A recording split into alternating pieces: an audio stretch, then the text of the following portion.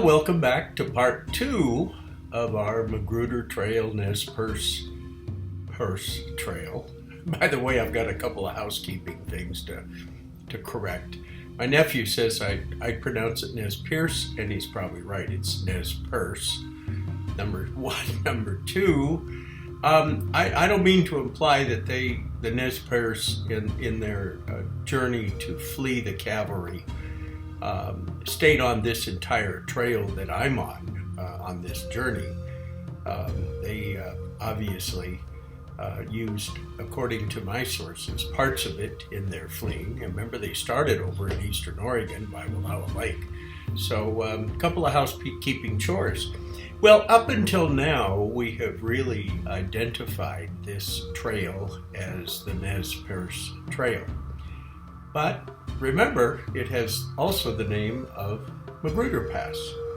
Well, that's quite a story in its own right.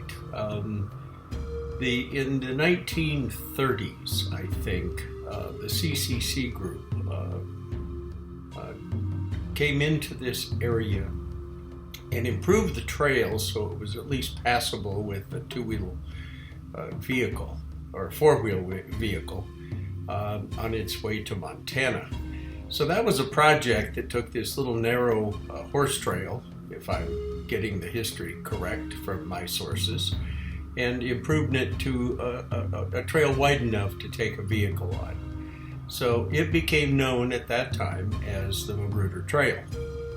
Well, Lloyd Magruder was quite a guy. He actually made his base in Lewiston and was kind of a trail guide and a trapper and a miner, and spent a great deal of time in Elk City. One of my sources says that he actually established a general store kind of relay station in Elk City, Idaho. It spent a great deal of time in the mountains, mining, trapping, hunting, and doing all the things that mountain men do. And they actually cut quite a swath all the way over to Virginia City, Idaho. It's now in Montana, but clear over in the Dillon Big Hole country of Montana. So Lloyd Magruder was quite a figure in the mountain regions of Idaho back in the mid to late 1800s. And this is the story of how he met his fate, and thus the trail was named after Lloyd Magruder. So you can see we woke up the next morning to a few raindrops and a pretty overcast, cloudy, foggy morning, and broke camp there at Poet Creek and started our journey towards the place where Lloyd Magruder met his fate. So this is the trail that we're on. We probably got about 40 miles to go until we get to that site. Well, the story of Lloyd Magruder was, as we've alluded to, he spent a great deal of time in these mountains out of Elk City and headed into parts of Montana. And he had 4 companions with him on that journey, and they did some gold mining and were successful finding gold, did some trapping, and headed all the way over. He and his 4 companions headed all the way over to the Montana country to get the gold melted in and assayed. Well, along the way over there in Virginia City, they met up with 3 other guys who said, "Hey, we'll accompany you back to Lewiston with your loot, and we'll be protecting you against the Indians and other robbers that might come your way." So they joined the pack. So all 8 of them headed back towards Elk City and then on to Lewiston. Well, in the middle of the night, these gentlemen, whose names were James Romaine, David Howard, and Chris Lowry, took axes and killed Lloyd Magruder while he was sleeping and his other companions, and threw them over a cliff. Killed all the pack animals as well, stole their loot, and headed back to Lewiston. On arrival in Lewiston, they were seen around town and apparently maybe even stayed at the Luna Hotel, which was the Luna Place, kind of a famous hotel in Lewiston back in the pioneer days of the 1860s. Well, this hotel was owned by a Lewiston entrepreneur named Hill Beachy, who was a very good friend of Mr. Magruder. And when these guys showed up in town and were flashing all around town and maybe staying at his hotel, he decided he was going to go out on the trail and see if he could find uh, if they had been associated with any mischief for Mr. Magruder. They were suspicious when he didn't show up with them. So on the trail he went with his group of men, and they went down the trail until they found the spot in the mountains, in a valley, where Mr. Magruder's saddle and some of the pack animal paraphernalia was found, and decided that he had murdered Mr. Magruder.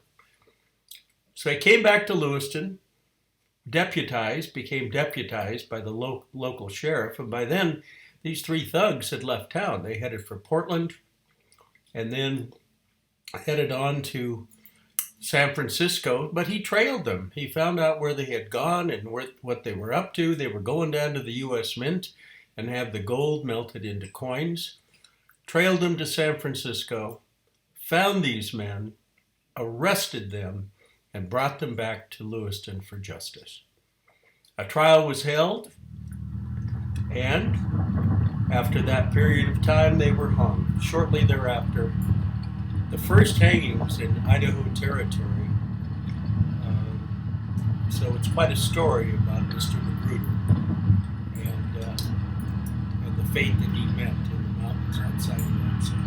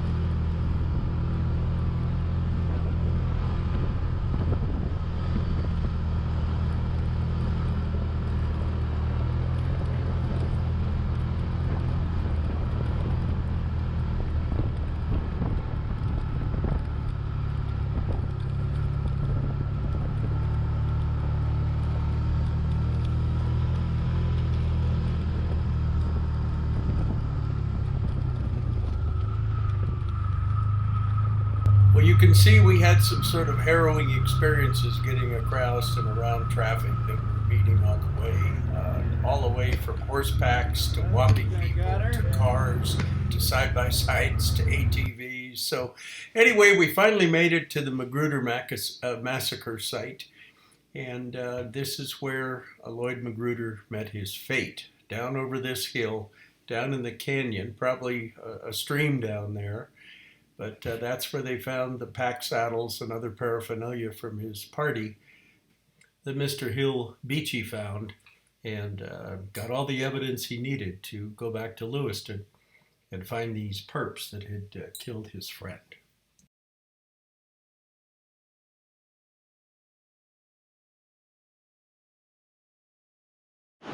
This is called Magruder Crossing, and it's near the headwaters of the Selway River. So we're 50 miles plus from Elk City, more than that.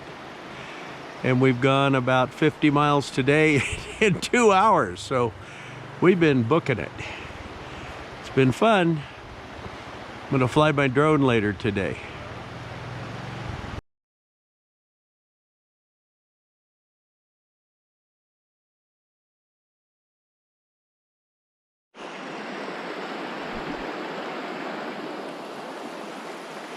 Selway River. That looks fishy.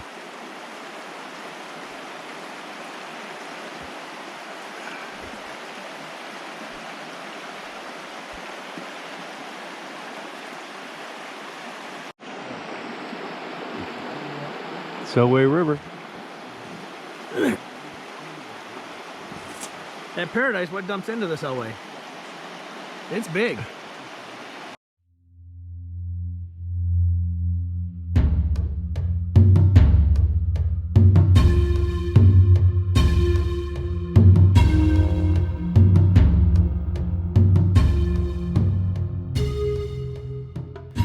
Well, from this Magruder crossing, it's about 25 miles. Some of it dirt road, and then you hit pavement all the way into Darby. So that was about 15, 20 miles of pavement, and didn't think that was worth showing you on this tape. So we spent a night in Darby, came back to Magruder Crossing and camped there, same place that I showed you pictures of a minute ago.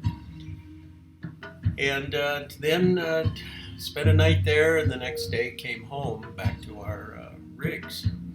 So you've heard the story of the NEZ Perce Trail and the Magruder Crossing, Magruder Pass, how the stories came into being, and then the fateful murder of Lloyd Magruder and his group of friends. So it's quite a historical event in the annals of Idaho history. And if you get an opportunity, I would encourage you. You can take a pickup over this pass as well. But I would encourage you to give it a go.